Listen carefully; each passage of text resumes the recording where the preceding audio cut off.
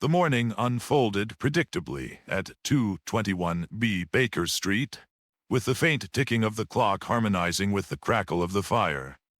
Dr. Watson, engrossed in his newspaper, sipped his tea, while Holmes, seated across the room, meticulously cleaned a chemical apparatus. The faint aroma of paraffin mingled with the morning air.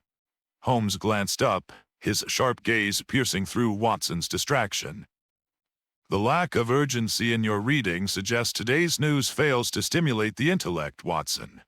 Watson smiled wryly. "You're correct, Holmes. The front page regales us with trivial scandals and an uninspired commentary on the weather." Their exchange was interrupted by the firm knock of Mrs. Hudson, who entered with a cream-colored envelope on a silver tray. "For you, Mr. Holmes," she announced, her tone tinged with curiosity. Holmes accepted the letter, his eyes narrowing as he inspected it. "Unusual," he murmured, holding the envelope against the light. "The handwriting is precise, though hurried. And this," he tapped a faint smudge of ink, "suggests it was sealed in haste." Breaking the seal, he unfolded the parchment and scanned its contents. A shadow of interest flickered across his features. "Watson, listen to this. My work has brought peril to my door. I fear dark forces conspire against me. I beg your assistance before it is too late. Dr. Erasmus Valecroft." Watson set aside his paper, intrigue piqued. "An alchemist, Holmes. This promises an unusual case." Holmes stood, his demeanor resolute. "Indeed, Watson. Fetch your coat. We mustn't delay." Holmes unfolded the parchment with the precision of a surgeon, his eyes scanning the lines with a growing intensity. His sharp features tensed, betraying the gravity of its contents. Watson, seated nearby, waited in palpable anticipation. "This is no ordinary plea, Watson," Holmes remarked, his voice tinged with intrigue. "Listen closely. Mr. Sherlock Holmes, I address you with utmost urgency. My work has uncovered a phenomenon that defies explanation, a transmutation of nature itself. But with this discovery, my peace has been shattered. Unseen forces plague my every step, and I fear for my life. I beg you, come to my laboratory in Whitechapel. Time is against us. Yours in desperation, Dr. Erasmus Valecroft." Watson leaned forward, his brow furrowed. "Unseen forces? A phenomenon defying nature? Surely the man exaggerates." Holmes shook his head, his gaze fixed on the letter. "Observe, Watson. The handwriting is steady, yet the ink trails off in certain lines, indicating haste or nervousness. This is a man of reason, not prone to hysteria, yet something has unmoored him." He turned the envelope in his hands. The seal bears an alchemical symbol, a sign of transmutation. Curious. This Valecroft, if genuine, may have stumbled upon something significant. "Whitechapel, you say?" Watson asked, unease creeping into his tone. "That's hardly a safe quarter." Holmes's lips curved into a faint smile. "All the more reason to act swiftly, my friend. Fetch your revolver. We may find more than answers waiting for us." Holmes turned the letter over, scrutinizing every inch with an intensity that froze Watson in place. "Do you notice the faint watermark here, Watson?" he asked, holding the parchment to the light. "It's the crest of a papermaker in Norwich, renowned for producing specialized stock for scholarly work. Valecroft is no amateur. His credentials are likely impeccable." "And yet he is terrified," Watson murmured, leaning forward. "What do you make of the rest?" Holmes's eyes darted across the page. "Look at this phrasing. Forces plague my every step. Valecroft does not speak of mere theft or rivalry. His words suggest relentless pursuit. This is no simple crime, Watson, but one tied to a greater ambition." He gestured to the envelope. "The smudge on the seal, it's not mere ink but a residue of mercuric nitrate, often used in alchemical preparations. Valecroft handled this shortly before sealing the letter, implying he worked under duress." Watson's brow furrowed. "Do you believe his claims of discovery? Holmes's lips curled into a faint smile. It matters not whether his alchemy has achieved miracles. What concerns me is the belief it has, and those willing to kill for it. He set the letter down with finality. This is no idle fear, Watson. Valcroft is ensnared in a web of peril far greater than even he realizes. We must act quickly, or his discovery, real or imagined, may become the harbinger of something catastrophic. The hansom cab jolted as it turned onto the uneven streets of Whitechapel. The air was heavy with the mingled scents of coal smoke and the damp chill of an overcast afternoon. Watson shifted uneasily in his seat, glancing at Holmes, who sat opposite him, his sharp features illuminated by the dim light creeping through the cab's small window. "Holmes," Watson began, his voice low, "I cannot help but feel a sense of foreboding about this endeavor. Whitechapel is no stranger to danger." "Indeed, Watson," Holmes replied, his tone as calm as ever. "Yet it is in the most perilous places that truth often hides." Valcroft's plea, coupled with the evidence in his letter, suggests urgency. Delay may tip the scales irreparably. Watson studied his companion. Holmes was deep in thought, his gaze fixed on the passing buildings. "You seem certain of foul play," Watson ventured. Holmes tapped the side of the cab lightly, a faint smile playing on his lips. "Certainty is premature, my dear Watson. However, Valcroft's desperation and the peculiarities surrounding his work warrant caution. I suspect we are about to tread the precipice of a grand mystery." As the cab slowed to a halt, Holmes leaned forward, his gaze sharp. "Brace yourself, Watson. The streets of Whitechapel are rarely forgiving, and our work is only beginning." With those words, the two stepped out into the gloom, the weight of Valcroft's perilous predicament propelling them forward. As we descended into the heart of Whitechapel, the air grew denser, heavy with the mingling odors of smoke, damp stone, and humanity crammed too tightly together. The cobbled streets glistened with a faint sheen from the earlier rain, and the flickering gas lamps offered little reassurance against the deep shadows pooling in the narrow alleys. The raucous cries of street vendors competed with the distant clang of iron and the occasional peal of laughter from unseen corners. Yet beneath this clamor was an undercurrent of unease, a tension that prickled the skin and quickened the pulse. I could not shake the sense that unseen eyes followed our progress, their intent unreadable but unwelcoming. "Holmes," I murmured, drawing closer to him as we passed a group of men huddled near a doorway, their muttered conversation ceasing as we approached. "This place feels more foreboding than usual." "Whitechapel's darkness is not merely physical, Watson," Holmes replied, his voice low but steady. "It is a mire of desperation and secrecy. Yet it is within such darkness that truth often hides." Ahead, the towering silhouette of Valcroft's laboratory loomed against the dim sky. The building itself seemed to exude a sense of isolation, its windows dark save for a faint, flickering glow on the upper floor. "Be on your guard," Holmes said as we neared the iron gate. "I suspect our visit to Dr. Valcroft will not be without its share of intrigue or danger." The dim glow of a single gas lamp illuminated the narrow corridor leading to Dr. Valcroft's laboratory. The faint hum of machinery seeped through the heavy oak door, accompanied by the acrid scent of chemicals that hung thick in the air. Holmes knocked sharply, his knuckles echoing against the hollow wood. "Enter," a voice called from within, tremulous yet commanding. Holmes pushed the door open to reveal a man hunched over a cluttered workbench. Dr. Erasmus Valcroft was an unassuming figure, his wiry frame draped in a threadbare coat, his hands trembling slightly as they adjusted a series of intricate glass instruments. He turned toward us, his eyes flickering with equal parts relief and apprehension. "Mr. Holmes," Valcroft began, his voice taut with urgency. "And Dr. Watson, I presume. I am grateful for your prompt arrival." Holmes stepped forward, his gaze sweeping the room. Your letter conveyed a matter of some urgency, Doctor. Balecroft, I trust it was not exaggerated? Balecroft shook his head. I wish it were, sir. My work, the transmutation of metals, has drawn unwanted attention. My assistant, Elias Gray, vanished 2 nights ago. I fear he has met with foul play. Watson's brows knitted. Do you suspect someone seeks to steal your research? Balecroft hesitated before nodding. Yes.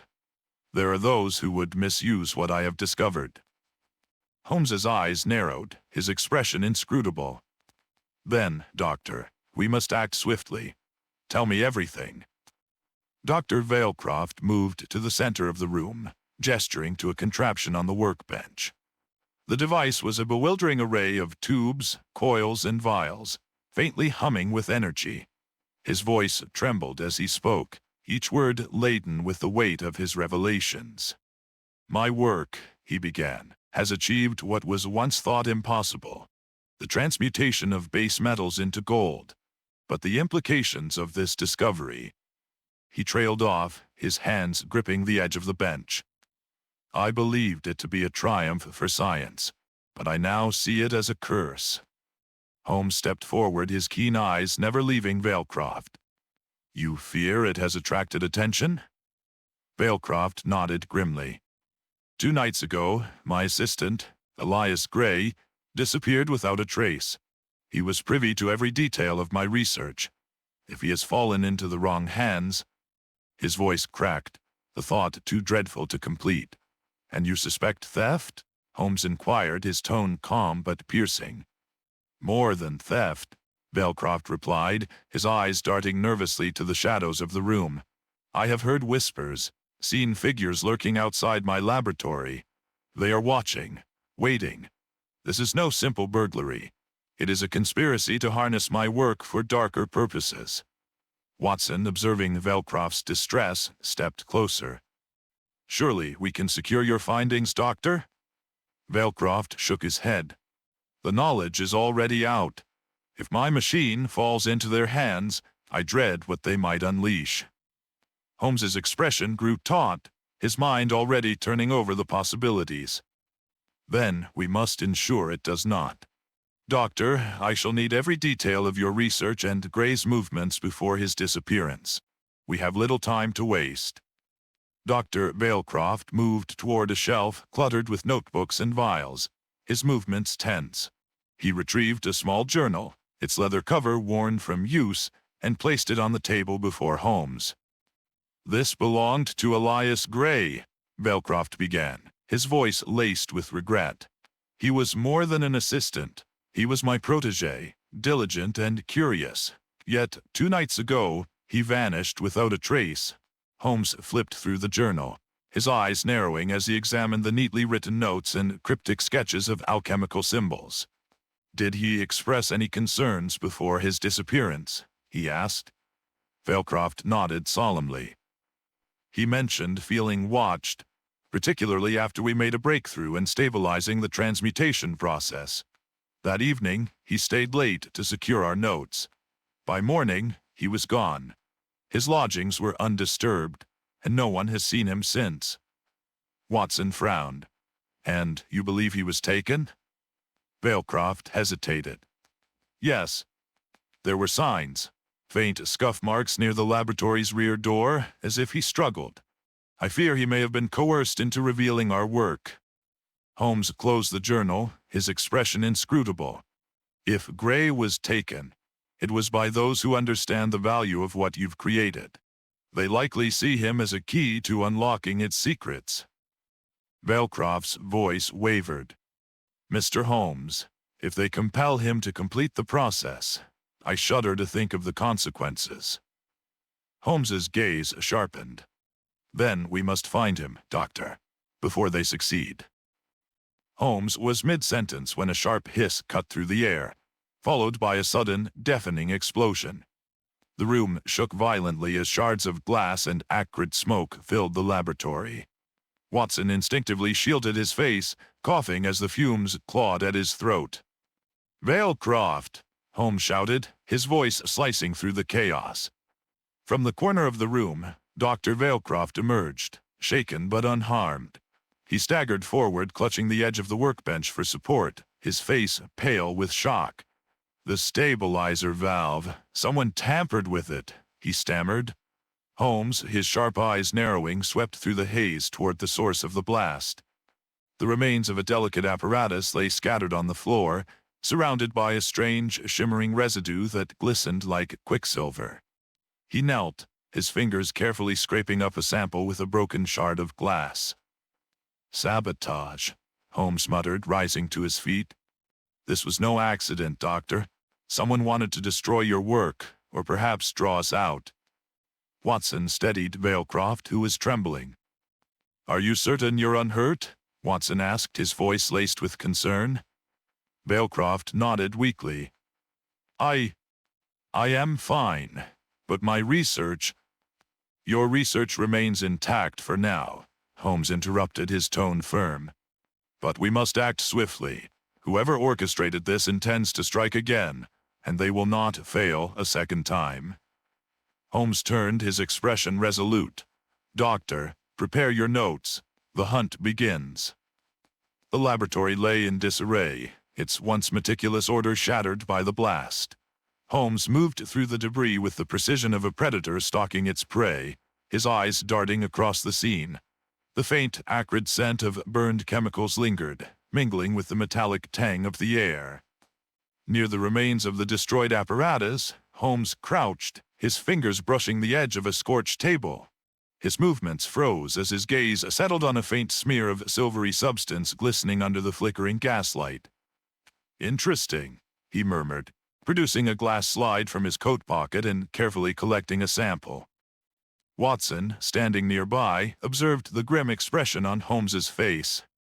"What have you found?" Holmes straightened, holding the slide up to the light. "This residue, Watson. It is neither mercury nor any ordinary compound I recognize. Its properties suggest an alchemical origin, likely tied to Valecroft's experiments." Dr. Valecroft approached cautiously, his voice trembling. "That substance is an unstable byproduct of my work. Its presence here suggests sabotage." "Indeed," Holmes replied, his tone sharpening. "This was no accident. The placement of the device and the timing of the blast suggest precise knowledge of your process. Someone wants to destroy your research or force your hand." Watson frowned. "Could this lead us to Elias Gray's fate?" Holmes's gaze turned distant, his mind racing. "Perhaps. But first we must identify the saboteur. This residue is the thread we shall pull to unravel their design." The streets where Elias Gray was last seen were narrow and shadowed, lined with rows of crumbling tenements. Holmes moved with measured purpose, his keen gaze absorbing every detail. Watson followed close behind, his medical bag tucked beneath his arm, casting wary glances at the sullen faces peering from windows above. Holmes paused at a corner, crouching to inspect faint scuff marks in the dirt. "Observe, Watson," he said, gesturing to the uneven ground. "A struggle occurred here. The prints suggest Gray was dragged, his resistance marked by these deep grooves." Watson frowned, scanning the desolate surroundings. "And yet, no one saw fit to intervene?"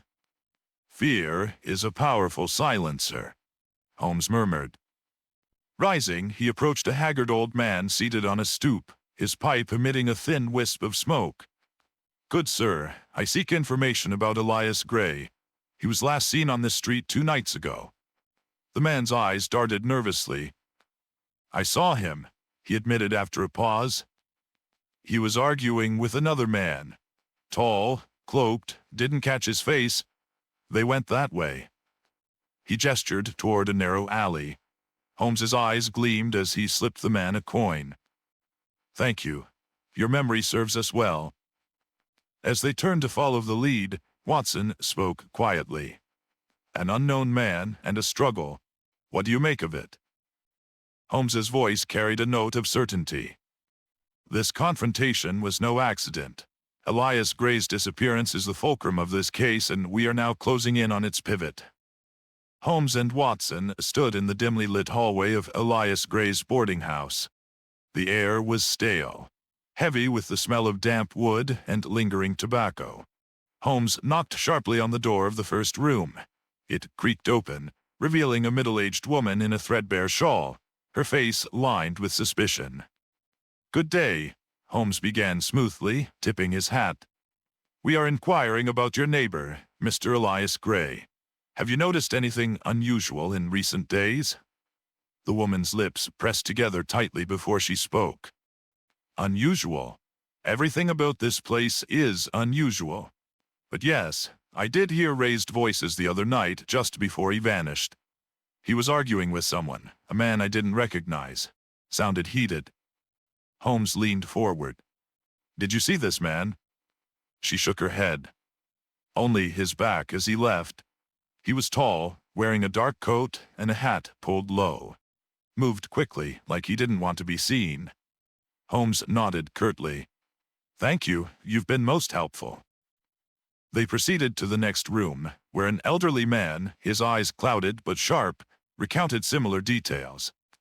"Heard them through the walls? I did." Gray sounded desperate, like he was begging.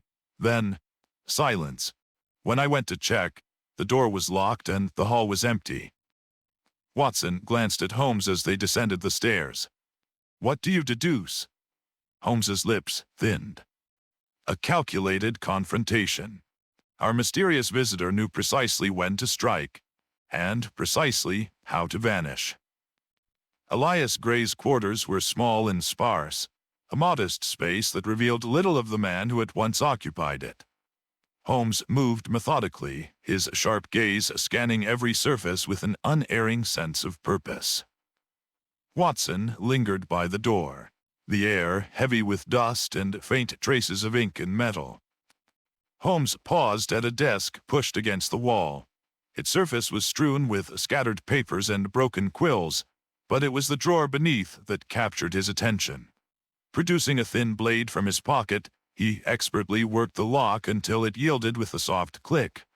Inside lay a leather-bound notebook, its edges worn from use. Holmes retrieved it, flipping through its pages with precise movements. The contents were startling. Rows of alchemical symbols intertwined with what appeared to be complex ciphers, their meanings obscured by layers of encoded text.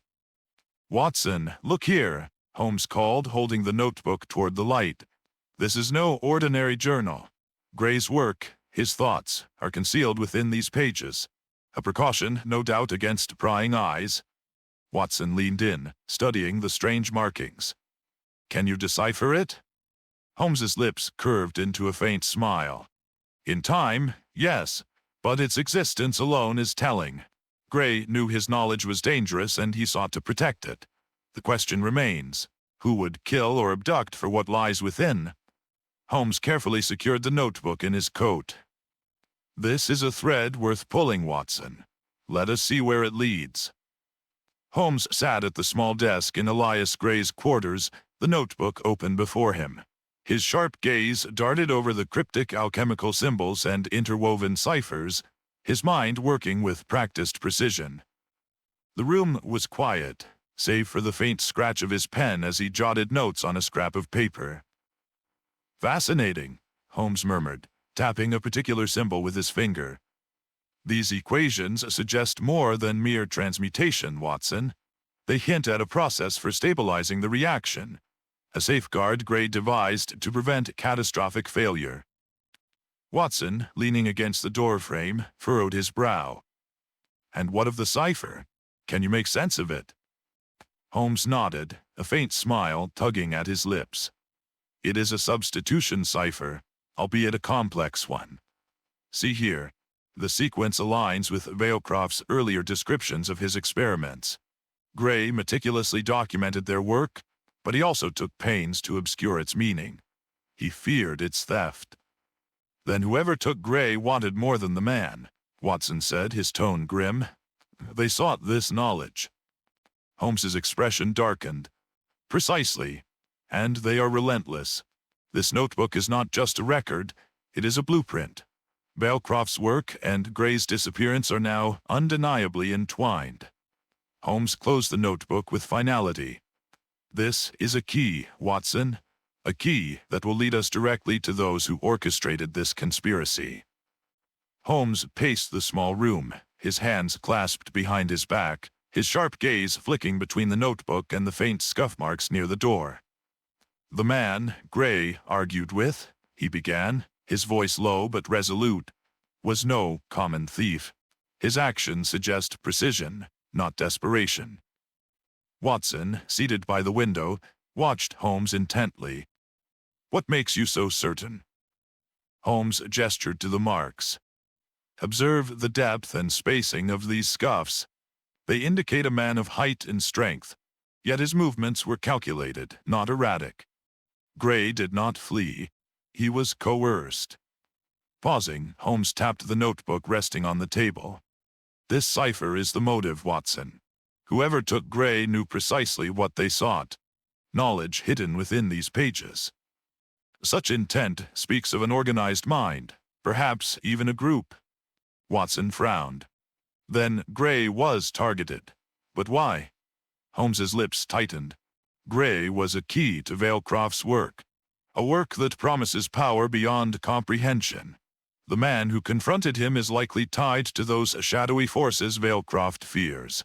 A singular agent, perhaps, acting on behalf of something greater." Holmes stopped, his gaze sharp. "We are dealing with a conspiracy, Watson, and this shadowy figure is its thread. If we pull it carefully, the entire tapestry may unravel." Watson nodded, the weight of Holmes's deduction settling over him. "Then we must find this man before it's too late." Holmes's voice was steely. "And we shall. His trail begins here." The streets of Whitechapel loomed before us, a labyrinth of narrow alleys and flickering gas lamps that cast shadows more menacing than the darkness itself. Holmes moved with purpose, his sharp eyes scanning every doorway, every figure that lingered too long in the gloom. The air was thick with the mingled scents of coal smoke, damp stone, and the faint tang of decay, a stifling miasma that seemed to cling to the skin. "Watson," Holmes said quietly, his voice cutting through the ambient murmur of distant voices and clinking bottles, "observe the rhythm of this place. Its chaos is a mask. There is an order to it if one knows where to look." I followed his gaze as he nodded toward a group of men loitering near a derelict warehouse. Their eyes darted furtively, their posture tense. Holmes's pace quickened as he approached, and I hurried to keep up, feeling the weight of unseen eyes upon us. A man stepped forward, his voice rough. "You're far from home, gentlemen. Lost, are you?" Holmes smiled faintly, his tone disarming. "Not lost, my good man, seeking information. Tell me, have you seen a tall figure, cloaked, passing through here in recent nights?" The man hesitated, his gaze flickering to his companions before replying. "Might have. What's it worth to you?" Holmes slipped a coin into his hand, his expression unreadable. "Enough for the truth." The man pocketed it with a smirk. "He's been sniffing around the docks. That's all I know." Holmes nodded, turning on his heel. "Come, Watson. The trail grows warmer." The dim glow of oil lamps cast flickering shadows across the grimy walls of the tavern. The air was thick with the stench of spilled ale and unwashed bodies, the low murmur of voices punctuated by the occasional clink of glass. Holmes and I occupied a corner table, inconspicuous among the rough patrons who frequented such establishments. Holmes tilted his head subtly, his keen ears catching fragments of conversation from a table nearby. Two men, their voices hushed but urgent, leaned close over their drinks. "The shipment's late," one grumbled, his fingers drumming on the table. "If they don't deliver the metals soon, the boss'll have our heads." "Keep it down," the other hissed. "You want the whole tavern to know? Besides, it's not just metals. It's those relics, too. Dangerous business, that. Best not to ask too many questions." Holmes's expression sharpened, his gaze fixed on the pair as they continued their guarded exchange. He leaned toward me, his voice barely above a whisper. "Watson, These men are more than smugglers. Rare metals and alchemical relics. They are the threads that bind this mystery. What do you propose? I asked, sensing the wheels of his mind turning.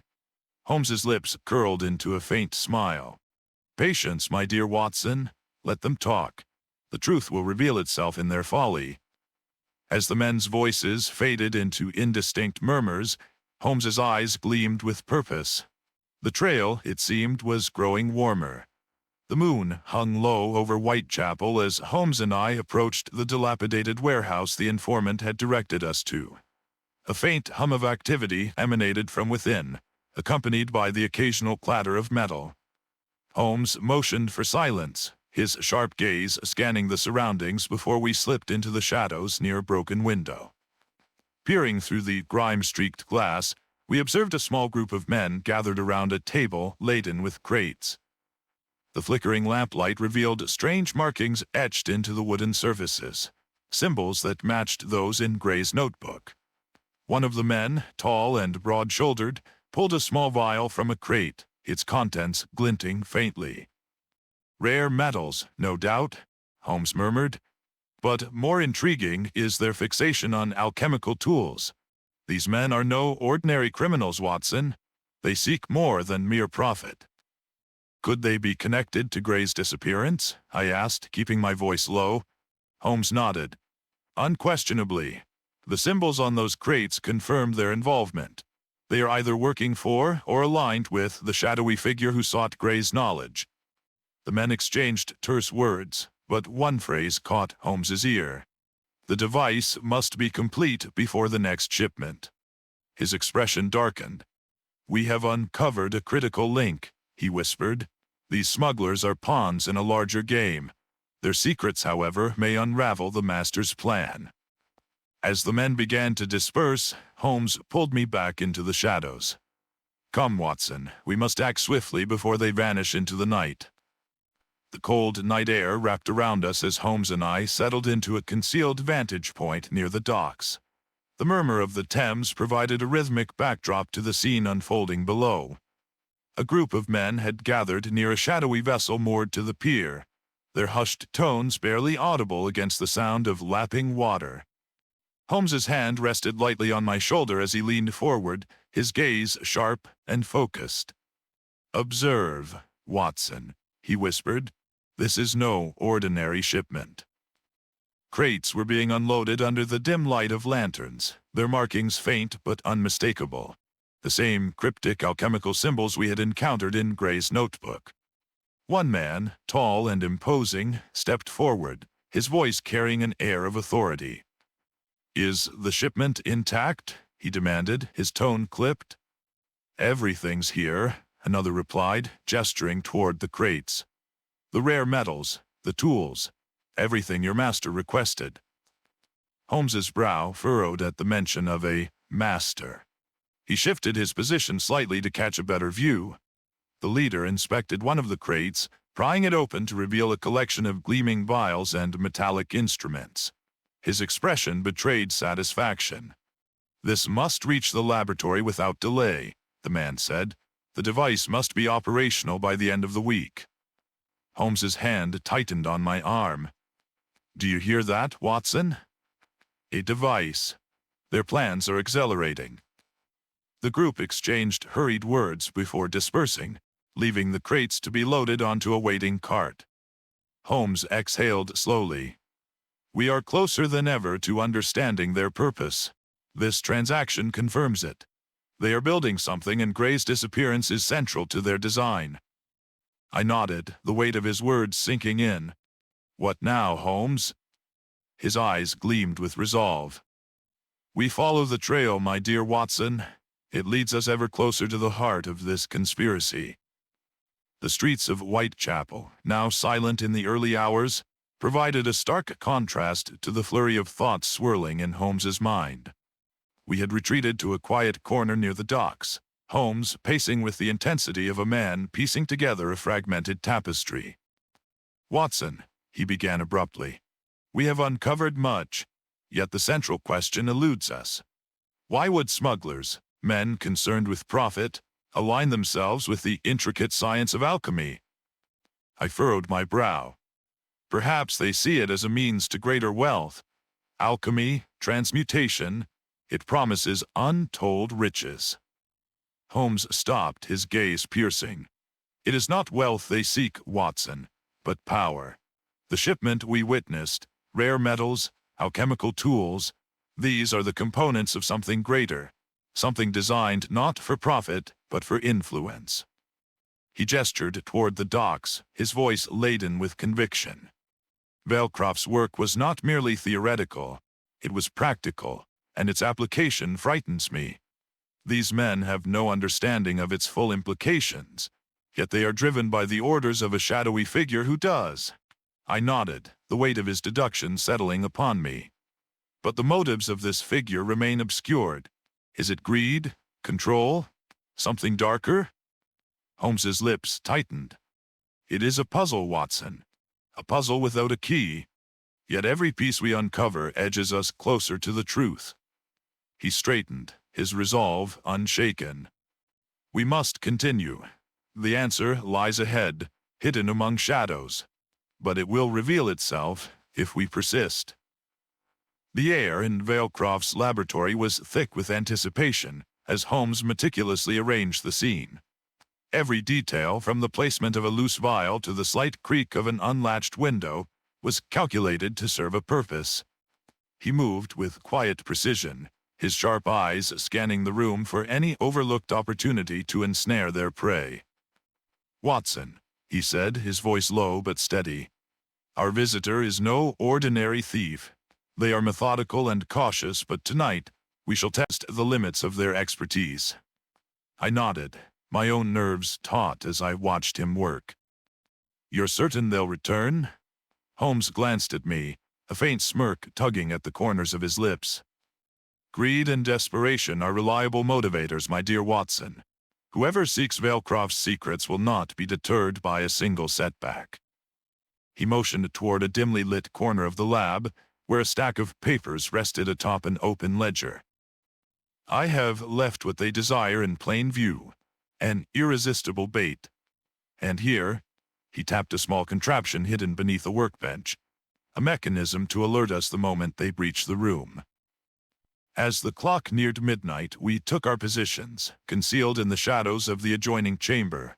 The faint ticking of Veilcroft's experimental devices filled the silence, each sound heightening the tension.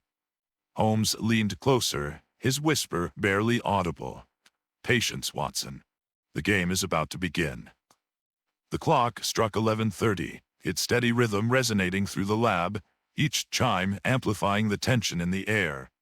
Holmes and I remained concealed in the darkness, our breathing shallow, our senses heightened. The faint hum of Veilcroft's experimental apparatus provided an eerie backdrop, the occasional hiss of steam punctuating the silence. Holmes sat motionless beside me, his gaze fixed on the bait he had carefully arranged in the center of the room. His every muscle seemed coiled, ready to spring into action at the slightest provocation. "Watson," he whispered, his voice barely audible, "observe the smallest detail. Our quarry may reveal themselves in the subtlest of ways." The lab's faint, flickering light played tricks on the shadows, casting shifting forms across the walls. I strained my ears for any sound, a creak of the floorboards, a brush of fabric, but the only noise was the ticking of the clock. My nerves frayed as the minutes stretched on, the anticipation building to an almost unbearable crescendo. Then a faint rustle reached us, followed by the groan of the laboratory door easing open. Holmes's hand tightened on my arm, his grip firm yet silent. A figure slipped into the room, shrouded in black, their movements deliberate and precise. They paused, scanning the lab before approaching the bait. Holmes tensed, his eyes narrowing as he studied the intruder's every move. "Patience," he murmured, his tone calm but laced with resolve. "The moment is not yet ripe." The intruder reached for the ledger, their gloved hand brushing against its edge. My heart pounded as Holmes prepared to spring, the trap he had so carefully laid now ready to snap shut. The figure moved with practiced caution, their gloved hands gliding over Velcroft's scattered papers and instruments. Holmes remained perfectly still, his sharp eyes following each precise movement. The trap had been sprung, but Holmes, ever the strategist, waited for the opportune moment to strike. The silence shattered as the intruder's foot nudged a concealed wire beneath the workbench. A small bell chimed softly, and in an instant, Holmes leapt from the shadows with startling precision. "Stop where you are," he commanded, his voice as sharp as the edge of a blade. The intruder froze for a moment before lunging toward the door. I hurried to assist, but the figure was swifter than I anticipated, knocking over a beaker-filled stand in their escape. Glass shattered on the floor, and the acrid scent of chemicals filled the air, adding to the chaos. Holmes darted forward, his hand grasping at the intruder's cloak only for the fabric to tear free in his grip. I pursued them through the narrow corridor outside the lab, but their steps were fleet, and the labyrinthine hallways offered too many opportunities for them to evade us. By the time I emerged into the moonlit alley beyond, they had vanished into the night. Returning to the lab, breathless and disheartened, I found Holmes examining a small object in his hand. "They may have fled," he said, "but they left us a clue." He held up a medallion etched with a cryptic design, its surface gleaming in the dim light. "This," he murmured, "is the key to their identity." Holmes crouched over the fallen debris, his deft fingers brushing aside shards of glass and fragments of papers. His movements were precise, unhurried, as though the chaos around him had already begun to coalesce into order within his mind. "Watson," he murmured, his voice edged with intrigue, "observe this." From amidst the scattered remnants he extracted a small medallion, its intricate design gleaming faintly in the dim light of the overturned lamp. I stepped closer, peering at the object that had captured his attention. The medallion bore symbols unlike any I had seen, arcane and enigmatic, their patterns evoking a sense of foreboding. "A curious find," I remarked. "What do you make of it?" Holmes turned the medallion over in his hands, his keen eyes tracing its every detail. "This, my dear Watson, is no mere ornament. It is a marker, an emblem belonging to an exclusive circle, a clandestine society perhaps. Note the symmetry of the symbols and the peculiar arrangement of the lettering. These are not mere decorations, they carry meaning." The weight of his deduction settled over us as I absorbed his words. "A society linked to the occult, you think?" Holmes nodded. "Precisely. This medallion may have slipped from our intruder's grasp in their haste, but it tells us more than they likely intended. We now have a direction to pursue." He stood, tucking the medallion into his pocket with a resolute expression. "Prepare yourself, Watson. It seems our path leads to the hidden corridors of London's most secretive establishments." The firelight of Baker Street flickered over the medallion as Holmes pored over an array of reference books and charts spread across the table. Watson, seated nearby, watched the detective's intense concentration, knowing better than to interrupt his thoughts. "Here it is, Watson," Holmes announced, tapping a thick volume of heraldic symbols. "This medallion belongs to a private gentleman's club, the Spire. They are notorious for their clandestine pursuits in alchemy and occult lore." Watson raised an eyebrow. "Surely such organizations thrive on secrecy. How do you propose we gain entry?" Holmes's lips curved into a knowing smile. "Discretion is their currency, but symbols such as this medallion serve as a key to their doors. We shall infiltrate under the guise of potential allies, eager to indulge in their esoteric pursuits." Watson leaned forward, his curiosity piqued. "And what of Velcroft's stolen research? Do you believe it lies within their grasp?" Holmes's eyes gleamed with conviction. "The Spire is no mere club for idle aristocrats. Their interests in rare metals and alchemical artifacts align too neatly with our intruder's actions. I am convinced they hold a piece of this puzzle, perhaps the largest." Rising from his chair, Holmes tucked the medallion into his coat. "Come, Watson. The night is young, and the trail grows colder with every moment wasted." With that, the duo set out into the fog-shrouded streets of London, shadows of intrigue gathering around them like a cloak. Watson adjusted his cravat nervously as Holmes scrutinized their reflections in the modest mirror of their Baker Street lodgings. Holmes's attire, an ensemble of refined yet understated academic elegance, exuded the gravitas of a man steeped in intellectual pursuits. Watson, for his part, wore a similarly tailored suit, though his unease betrayed his discomfort with the charade. "Relax, Watson," Holmes murmured, his voice tinged with amusement. "Tonight, we are not mere investigators but luminaries of scholarly renown. Your medical credentials lend credibility, and my cultivated reputation as a historian shall suffice." Watson exhaled, still skeptical. "Do you truly believe this facade will grant us entry?" Holmes arched a brow, slipping an ornate cane under his arm. "The Eben spire values intellect as much as secrecy. Wealth and a keen mind are the twin keys to their gates. With this," he tapped the medallion concealed in his pocket, "we shall unlock both." Moments later, they stepped into a waiting carriage, the rhythmic clatter of hooves accompanying their silent journey. As they neared the club's unassuming facade, Holmes leaned closer. "Remember, Watson, speak sparingly and listen keenly. The most valuable truths often lie between the lines of what is spoken." The carriage halted, and the pair disembarked, their air of quiet confidence masking the tension beneath. As the heavy doors creaked open, the dimly lit interior of the gentlemen's club awaited, shrouded in the whispers of forbidden knowledge. The air inside the gentlemen's club was thick with the scent of cigars and polished mahogany. Holmes and Watson moved with deliberate care, their keen eyes absorbing the layers of ostentatious refinement and understated secrecy that enveloped the space. Men in tailored suits exchanged cryptic smiles, their whispered conversations laced with an unmistakable air of guarded intent. Holmes leaned toward Watson as they passed a group huddled near the bar. "Notice their hands, Watson," he murmured. "Calluses on the fingers of scholars? Hardly likely. Their craft, I suspect, is not confined to parchment." Watson glanced at the men, noting the scars and the peculiar tension in their gestures. "Smugglers?" he ventured quietly. Holmes's eyes sparkled. "Perhaps, but their interest here is far from mercantile. Look there." He inclined his head slightly toward a display case adorned with relics.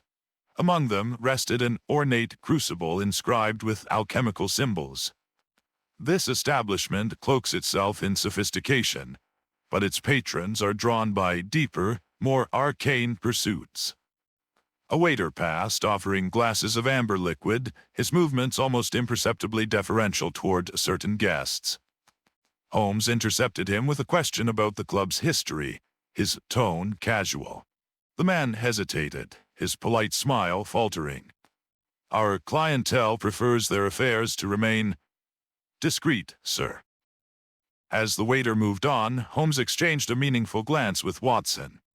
"Secrets thrive in shadows, my friend," he whispered, "and here, the shadows are cast deliberately." Holmes leaned casually against the bar, his piercing gaze fixed on a group of men seated at a table draped in crimson velvet.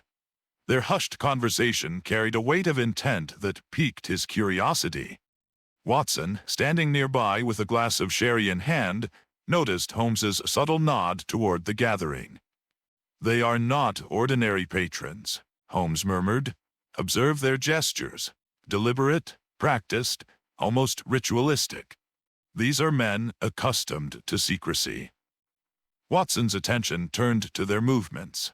The leader, a gaunt man with a hawk-like profile, unfurled a parchment covered in intricate symbols. The others leaned in, their faces tense with anticipation. Holmes's sharp ears caught snippets of their discussion. Elements, fusion, unlimited potential. Phrases laden with ominous implications. The leader's voice, though barely audible, carried an undeniable edge of fervor. "Valecroft's research is the key," he said. With his alchemical formula, we can transcend conventional warfare. A weapon unlike anything the world has known. Holmes stiffened, his mind racing. A weapon, he whispered to Watson. They intend to exploit Veilcroft's work for destruction. Watson's brow furrowed. Surely, Veilcroft wouldn't. Not willingly, Holmes interjected. But trust can be a dangerous currency, easily stolen. The leader sealed the parchment and slid it across the table to another man, whose gloved hands trembled as he accepted it. Holmes's eyes narrowed. This guild is not merely a collective of scholars. They are alchemists who have abandoned enlightenment for power. As the group dispersed, Holmes turned to Watson, his voice low but resolute. We must uncover their full design and prevent this abomination from coming to fruition. Holmes's sharp gaze flitted across the room, lingering on a figure partially obscured by the shadows of a mahogany bookshelf. The man spoke with a casual authority, his voice steady but edged with ambition. Watson, standing a step behind, followed Holmes's line of sight, his brow furrowing as recognition dawned. Surely not, Watson whispered, his voice barely audible above the hum of a conversation. Holmes's lips pressed into a thin line, his expression betraying no emotion save for a glint of cold calculation in his eyes. Indeed, Watson, he murmured. Erasmus Veilcroft's most trusted confidant, Arthur Merriweather. Merriweather leaned forward in his chair, his tone becoming insidious. Veilcroft underestimates the value of his work. With the Guild's resources, his research will finally be liberated. Watson inhaled sharply, the words cutting through him like a blade. How could he? Veilcroft regarded him as a brother. Holmes silenced Watson with a subtle gesture. Loyalty is often a facade, Watson, easily shattered by the allure of power. As the meeting progressed, Merriweather's involvement became increasingly evident. He produced a small vial of shimmering liquid, holding it up for the others to see. This is but a fragment of Veilcroft's genius, he declared. Imagine its potential magnified 100-fold. Holmes's mind raced, piecing together Merriweather's duplicity. It is clear now, he muttered. The Guild's ambitions hinge not only on Veilcroft's research but on Merriweather's betrayal. Watson's jaw tightened. What do we do? Holmes's voice was icy and resolute. We unravel their scheme, and we do so swiftly. Holmes placed a steady hand on Watson's shoulder, his voice a low murmur. Our task here is complete. The longer we linger, the greater the risk. The two slipped quietly through the labyrinthine corridors of the Gentlemen's Club, the muffled hum of conversation masking their retreat. Watson kept close behind Holmes, his heart pounding with each step. The weight of what they had uncovered pressed upon him, and the sharp echo of a footfall in the wrong place could undo them. As they reached the grand entrance, Holmes motioned for Watson to pause. Patience, my dear friend, he whispered, his keen eyes scanning the room. A club steward stood nearby, his attention fixed on a ledger. Holmes seized the moment, leading Watson through a side door into the chill of the night. This knowledge is perilous, Watson, Holmes said gravely. We must tread carefully. Dr. Veilcroft stared at the gilded letter trembling in his hands, the wax seal bearing a sigil he now recognized all too well. They claim to champion my work, he murmured, his voice tinged with a mix of disbelief and unease. An offer to present my findings at an exclusive symposium, but I suspect their intentions are far from noble. Holmes studied the letter with unwavering focus, his sharp gaze dissecting every detail. Their language is carefully chosen, he remarked. Note the excessive flattery. Designed to manipulate a man of your intellect into compliance. They aim to trap you. Watson, seated nearby, leaned forward. Surely you don't intend to attend. I must, Veilcroft said, his tone resigned. If their goal is my research, they will not stop until they have it. I cannot allow them to act unchecked. Holmes raised a hand. halting any further protest.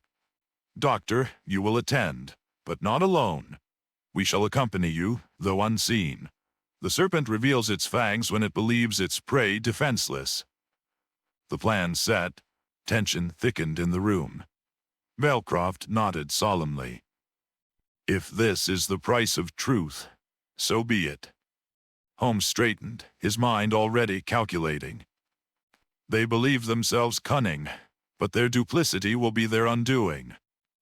Holmes paced the laboratory floor, the invitation letter clasped tightly in his hand. His sharp features betrayed the whirlwind of calculations taking place in his mind. "Valcroft," he began, his voice steely with certainty. "You are the fly they mean to trap in their web. This symposium is no more than a facade." Valcroft looked up from his cluttered workbench, his brow furrowed. "But why would they go to such lengths? Surely they could steal my work more easily by less conspicuous means."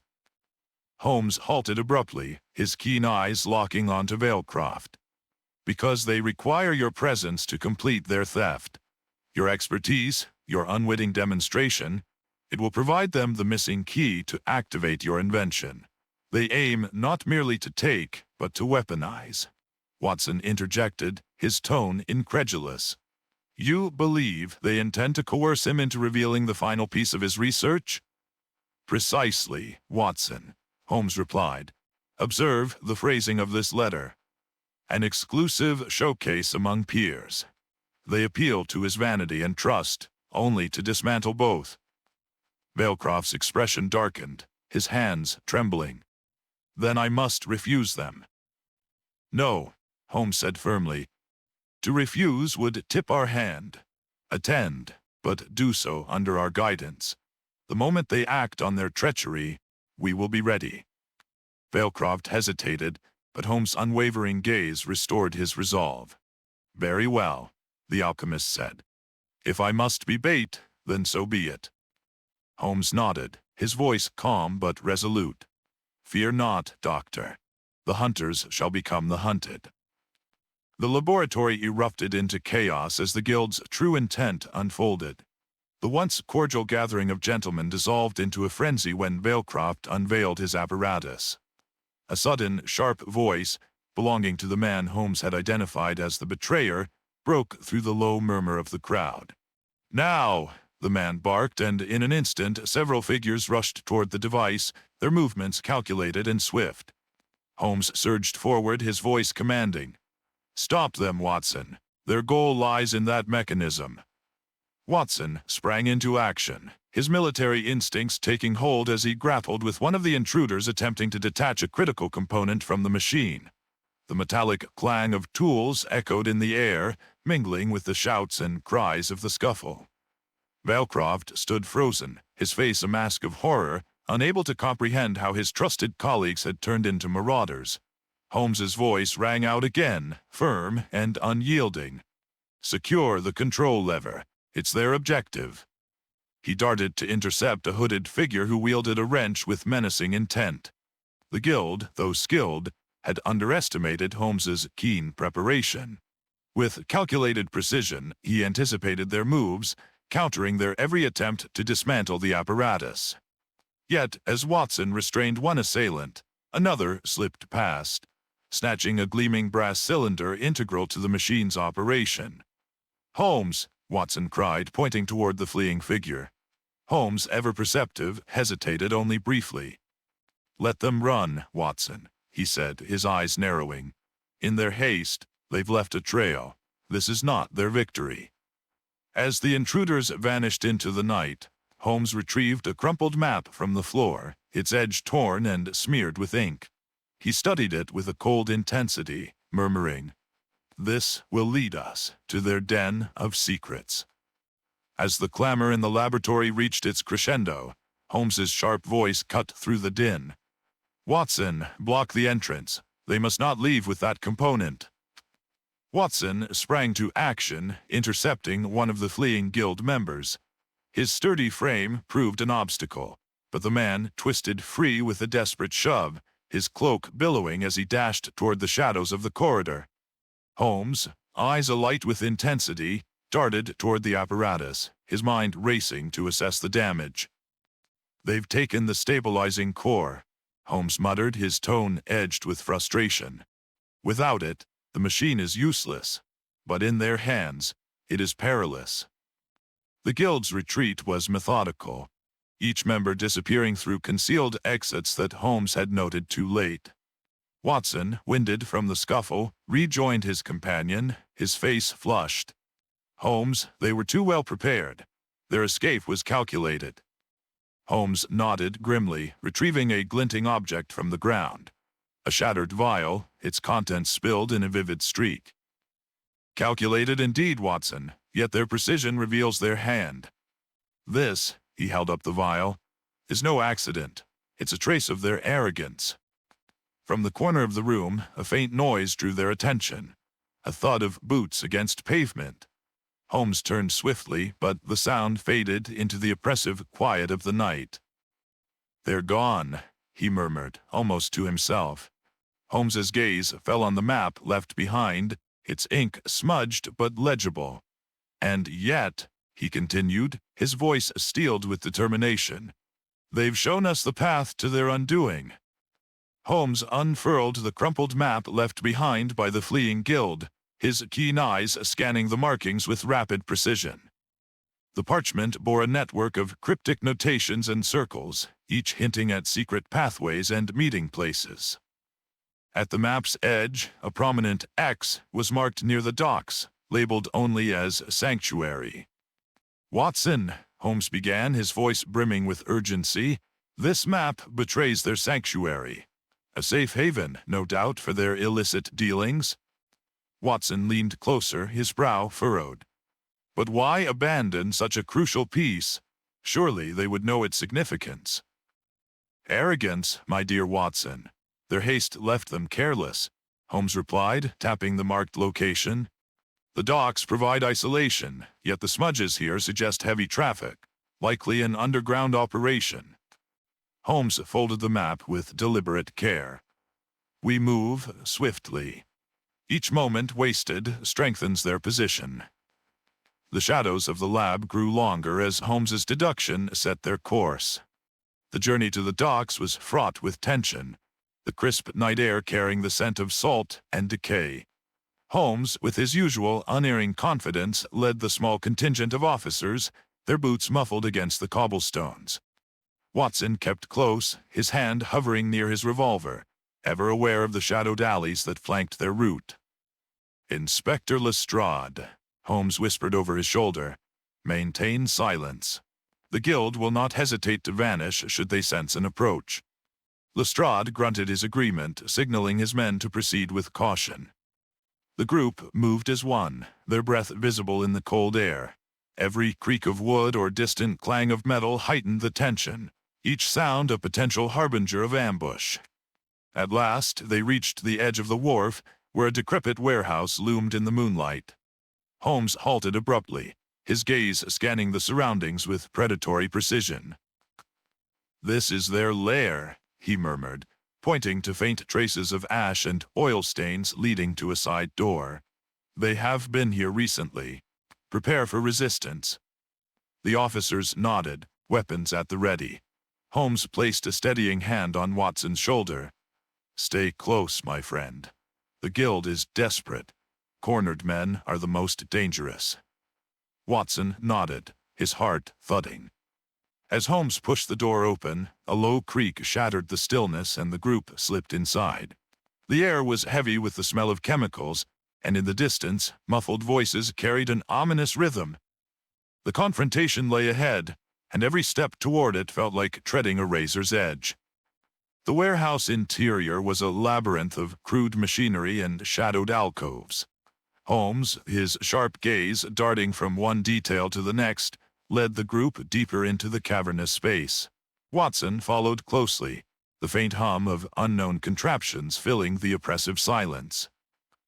"Observe," Holmes whispered, gesturing to a large table strewn with alchemical apparatus and detailed diagrams. "The guild's workings. This is no amateur endeavor. They've refined Valecroft's principles." Watson examined a nearby set of papers, his pulse quickening as he recognized the familiar sketches of Balecroft's machine. They've replicated his design. The scale, Holmes, it's monstrous. Holmes nodded grimly, lifting a flask containing a viscous, iridescent liquid. An accelerant, no doubt integral to their experiment. Crude, yet dangerous. They've been toiling toward a single purpose: weaponization.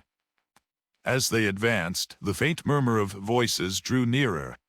Holmes motioned for silence, leading the group to a concealed vantage point overlooking the central chamber. Below, guild members worked feverishly, their focus on a towering structure reminiscent of Balecroft's machine, but augmented with menacing, unfamiliar components. Lestrade's expression darkened. Good heavens, Holmes, they're on the verge of activating it. Holmes's jaw tightened. Indeed, but observe the instability. There. He pointed to a glowing conduit emitting irregular sparks. Their haste betrays them. They've not mastered the nuances of Balecroft's design. Watson's unease deepened as a realization dawned. If they activate it prematurely, it could annihilate us all, Holmes interjected, his voice razor-sharp. Gentlemen, prepare yourselves. The guild's ambition shall falter before dawn, but only if we act with precision. With that, Holmes signaled the group to move, the weight of the secrets unearthed pressing upon them as they prepared for the impending confrontation. The air within the lair grew taut as the guild's leader, a gaunt man with an unnerving calm, approached the towering machine. His voice carried across the chamber like a dirge. Tonight, gentlemen, we transcend the bounds of mortal science. Holmes, concealed in the shadows, watched intently. They're moments from disaster, he whispered to Watson. This machine's instability will wreak havoc far beyond their grasp. Before Holmes could signal the others, the leader thrust a lever forward, and the machine groaned to life. An unnatural hum filled the air, resonating deep within their bones. Sparks flared across the machinery, and a faint golden glow began to radiate from its core. Now, Watson, Holmes commanded. The group sprang from their positions. Lestrade's men rushed forward, their shouts echoing against the stone walls. Chaos erupted as guild members, realizing their plan was compromised, scrambled to defend their stronghold. The leader barked orders, his composure now a facade for desperation. Holmes darted through the melee, his sharp eyes fixed on the machine. He weaved past a flurry of movement, his mind calculating with razor precision.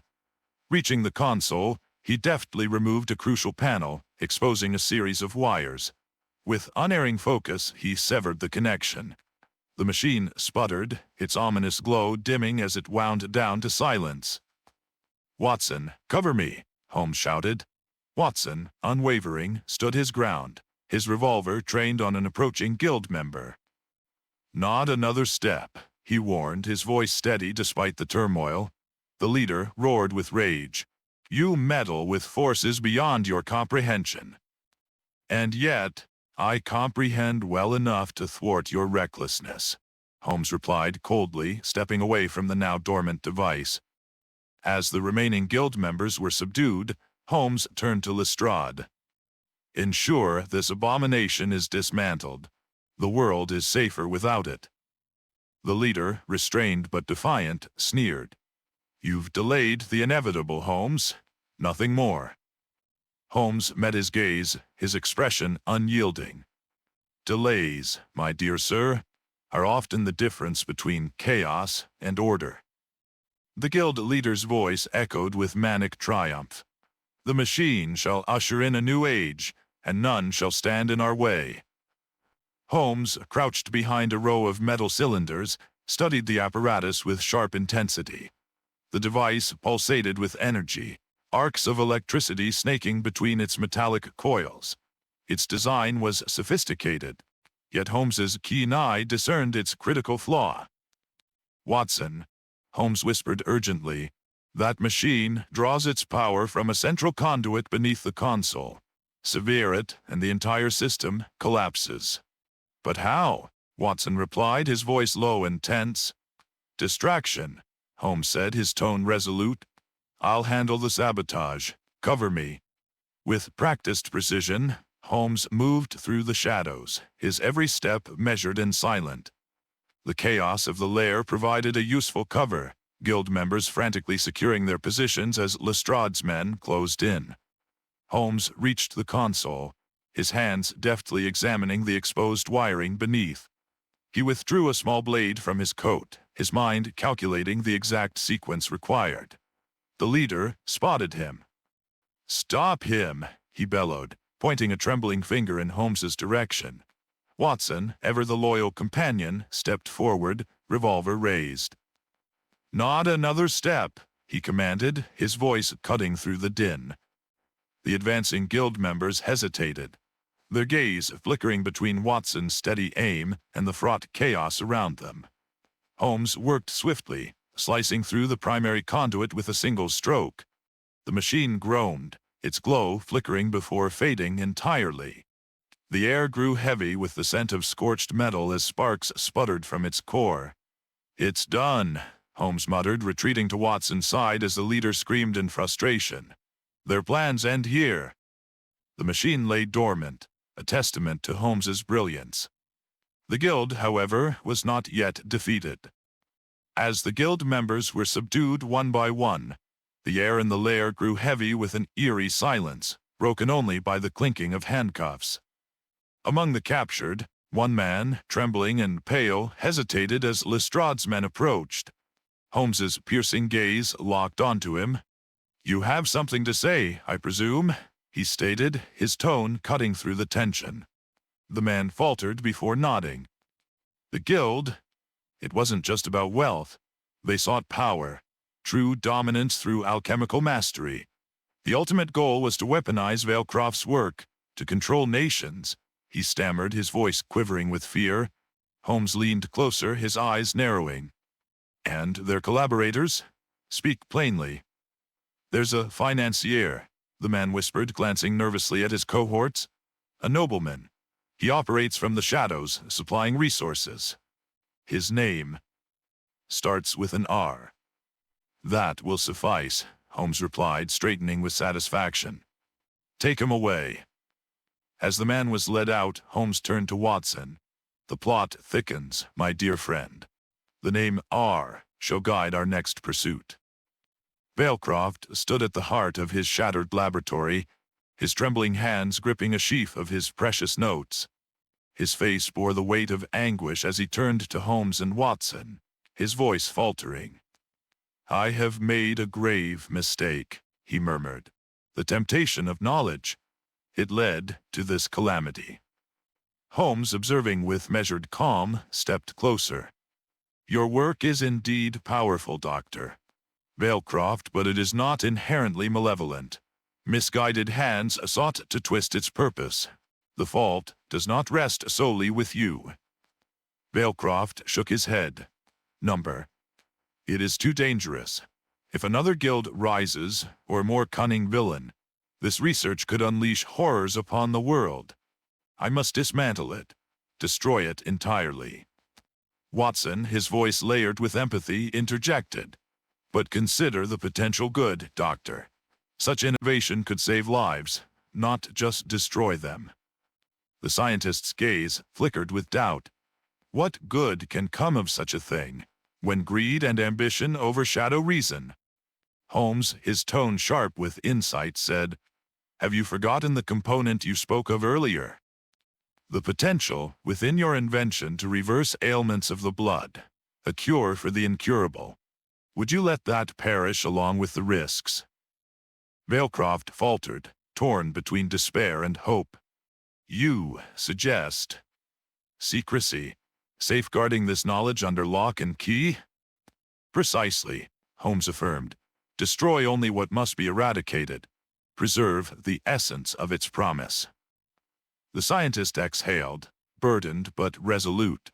"Very well, we shall save the light amid this darkness, but it shall remain hidden, known only to those who will guard it wisely."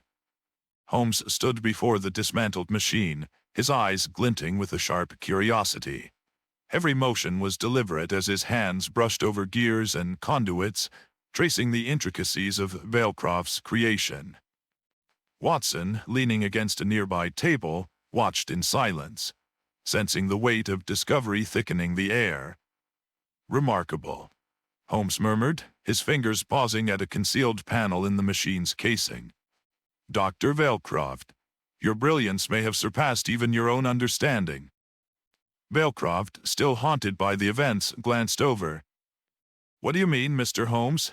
That infernal contraption has caused naught but misery." Holmes pressed lightly, and the panel slid open to reveal a crystalline cylinder, faintly glowing with an eerie light. "This," he declared, lifting the element with careful precision, "is the heart of your invention. Its composition suggests properties capable of accelerating cellular regeneration." Watson straightened, his voice tinged with awe.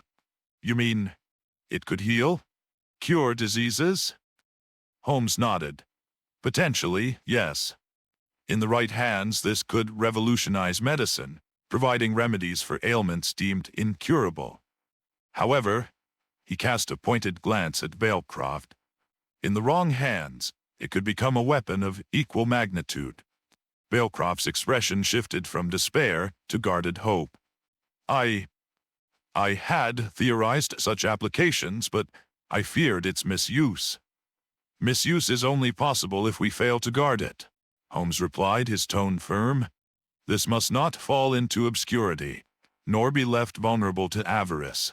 Its secrets must be safeguarded, its potential realized under the strictest vigilance." Watson, ever the voice of humanity, added, "Think of the lives it could save, Vailcroft. Destroying this knowledge would be a crime against mankind." Vailcroft hesitated, then sighed heavily. "Very well, Mr. Holmes. If it can do good, I shall entrust it to you and your wisdom." Vailcroft's hands trembled as he stared at the glowing cylinder that Holmes had unearthed. The faint hum emanating from it seemed to mock his indecision. He looked up, his face lined with worry. "Mr. Holmes, you speak of its potential to heal, but can we truly ignore its capacity for devastation? History teaches us that knowledge often invites its own corruption." Holmes remained steadfast, his sharp gaze fixed on the scientist. "Dr. Vailcroft, destruction is no guarantee of safety. The absence of knowledge does not erase its possibility. Someone, somewhere, will rediscover this path, perhaps with even darker intentions." Watson interjected gently, his voice carrying a note of compassion. "But Holmes, can we fault him for his fears? He's seen firsthand what greed can do, how it twists brilliance into ruin." Vailcroft's shoulders slumped. "Exactly, Doctor. I built this machine with hope, not knowing it would draw the attention of those who see only its power. If I preserve it, I may be unleashing a storm upon future generations." Holmes stepped closer, his tone now measured yet firm. "Every great discovery bears the weight of moral peril. The question is not whether it should exist, but whether those who possess it have the wisdom to wield it rightly. Destroying this would deny the world its chance at salvation." The room fell silent, save for the faint crackle of the fire in the hearth. Vailcroft sank into his chair, head in his hands. "And what if I preserve it, only for it to fall into the wrong hands again?" "Then safeguard it with iron resolve," Holmes replied. "Ensure its secrecy, its integrity. The risk of misuse is outweighed by the lives it might save." After a long pause, Vailcroft lifted his head, his eyes shining with reluctant determination. "Very well. I shall keep it hidden and safe, for now." Vailcroft paced the room, the weight of Holmes's words pressing upon him. His hands fidgeted with his waistcoat, his eyes fixed on the ominous glow of the hidden element Holmes had revealed. "If I am to keep this," he began, his voice taut with apprehension, "I must have your assurance, Mr. Holmes, that it shall never leave my protection." Holmes stepped forward, his gaze unwavering. "Doctor, secrecy is the fortress behind which knowledge such as this must be safeguarded. But fortresses require vigilance. you must construct safeguards, fail-safes that render the machine inert should it ever fall into the wrong hands. Balecroft paused, his face pale and weary. And what of those who seek it? They will not cease their hunt. The Guild's defeat is no guarantee against future threats. That is why you must vanish from their view, Holmes replied. Allow the machine's legacy to slip into obscurity. Relocate your work, sever ties, and trust only those whose loyalty is beyond reproach. Watson, who had remained silent, now spoke with a quiet conviction. Doctor, you hold in your hands both salvation and ruin. Your courage in safeguarding this discovery will decide which prevails. Balecroft stopped pacing, his shoulders straightening as if bolstered by Watson's words. Very well, he said, his tone firm.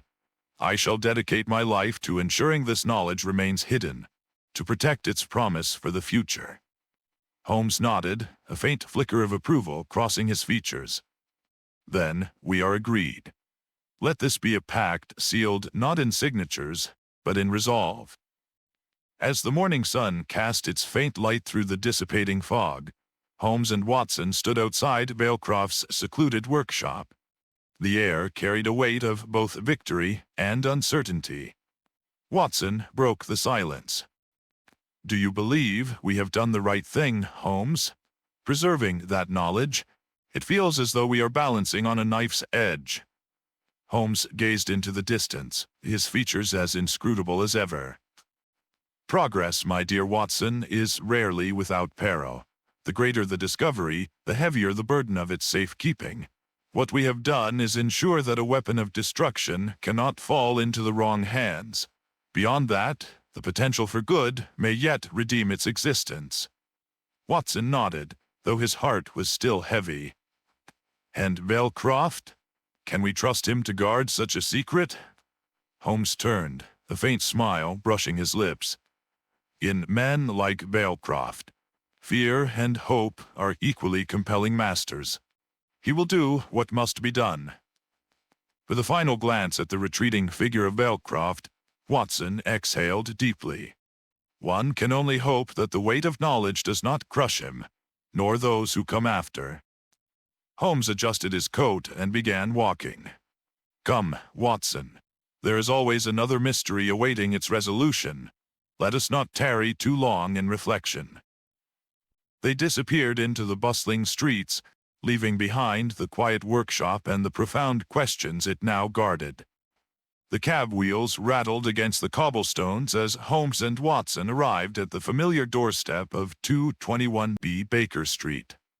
The warmth of their quarters, with its cluttered shelves and faint scent of tobacco, greeted them like an old friend. Watson sank into his chair by the fire, exhaling the weight of the past days. Another case resolved, though not without its perils, Watson remarked, gazing at Holmes, who stood by the mantelpiece, lost in thought. Do you ever feel the burden of what we leave behind, Holmes? The unresolved questions? The moral dilemmas? Holmes lit his pipe, his sharp features illuminated by the flickering firelight. Every case leaves its imprint, Watson. But such is the nature of our work. The pursuit of truth is never a straight path. It twists, tangles, and demands sacrifices. Watson shook his head, a small smile tugging at his lips. You speak of it as though it were an art. Holmes turned to him, his expression softening. And what is art but the expression of humanity's greatest trials and triumphs? Tonight, Watson, we rest.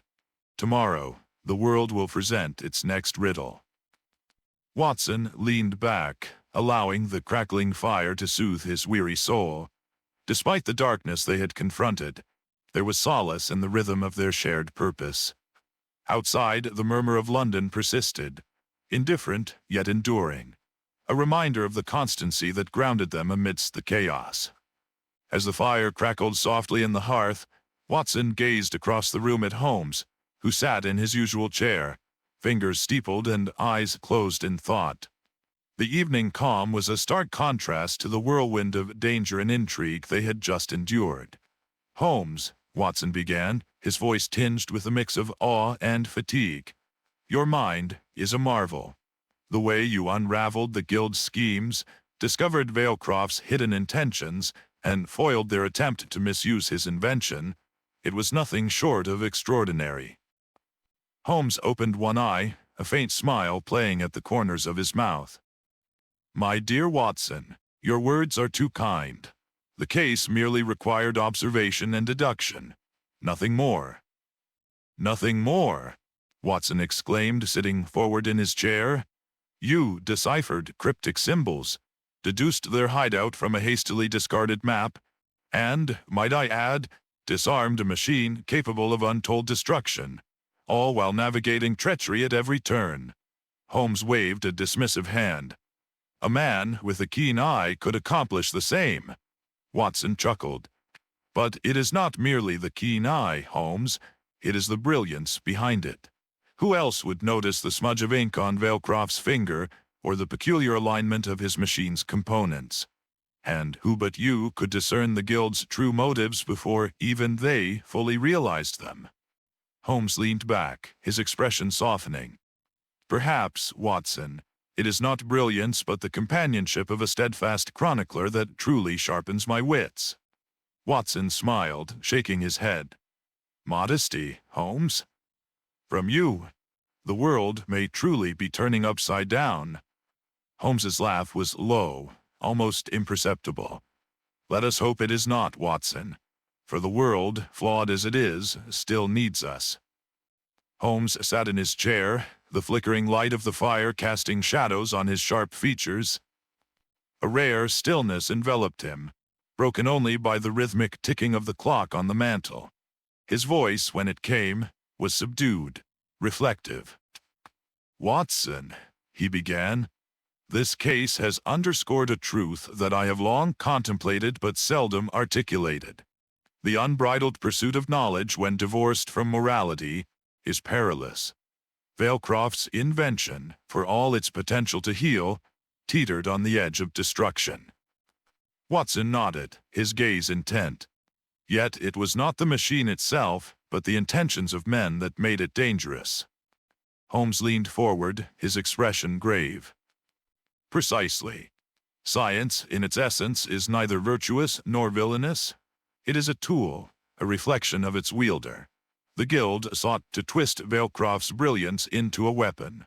Their ambition, devoid of scruples, could have brought ruin to countless lives." He paused, the firelight catching the intensity in his eyes. "Consider the irony, Watson. Valecroft, a man of integrity, nearly obliterated his life's work to prevent its misuse. How many others would exhibit such restraint?" "Few, I imagine," Watson replied quietly. "Yet your intervention preserved both the knowledge and the moral balance it demanded." Holmes allowed himself a fleeting smile. "Perhaps, though such balances are fragile. Humanity's drive for progress is relentless, and with it comes the perpetual danger of overreach. Each discovery, each breakthrough, must be tempered with vigilance and humility." The room fell silent again, save for the crackling fire. After a moment, Holmes's voice softened. "This, my dear Watson, is the eternal paradox. To advance without losing ourselves, to illuminate the world without being blinded by the light." Watson regarded his friend with admiration. "You are a philosopher as well as a detective, Holmes." Holmes's chuckle was low, almost self-deprecating. "Merely an observer of human folly, Watson. A student of the ever-turning wheel of ambition and consequence." Holmes gazed thoughtfully into the fire, his fingers steepled as he spoke with measured precision. "Watson, this case presents more than a mere clash of intellects. It underscores a profound ethical dilemma, one that confronts us whenever progress is pursued without restraint." Watson, seated opposite, regarded him with a mixture of curiosity and admiration. Valecroft's invention, while a marvel, became a crucible for moral conflict. His intent was noble, yet the potential for devastation was equally clear. Holmes nodded. "Indeed. Knowledge, Watson, is as powerful as it is perilous. The line between enlightenment and annihilation is alarmingly thin. Valcroft, for all his brilliance, was unprepared for the weight of his creation's consequences. "Do you believe he was right to consider destroying it?" Watson asked, leaning forward. "Or did preserving it under secrecy strike the proper balance?" Holmes's gaze turned sharp as though weighing every syllable of his response. Destruction might have been the simpler choice, but it would also have been the greatest tragedy. That machine holds the key to unimaginable benefits, provided it remains shielded from avaricious hands. Watson sighed. "It is a heavy burden to safeguard something so potent. But I suppose that is the nature of responsibility, is it not?" Holmes allowed a faint smile. "Precisely, my dear Watson. Responsibility is the fulcrum upon which progress pivots. Without it, the brightest discoveries can become the darkest catastrophes. This case, if nothing else, reminds us of the delicate stewardship required to balance ambition with prudence." Holmes leaned back in his chair, his voice a blend of reflection and resolve.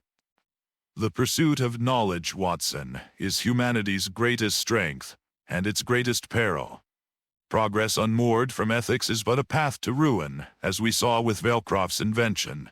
Yet, when tempered with wisdom, it can illuminate the darkest corners of existence." Watson nodded, his brow furrowed in thought. "And so, the balance must be preserved. An unending struggle, perhaps, but a necessary one." Holmes smiled faintly. "Indeed, my friend, for it is in that struggle that we define ourselves and, perhaps, safeguard our future."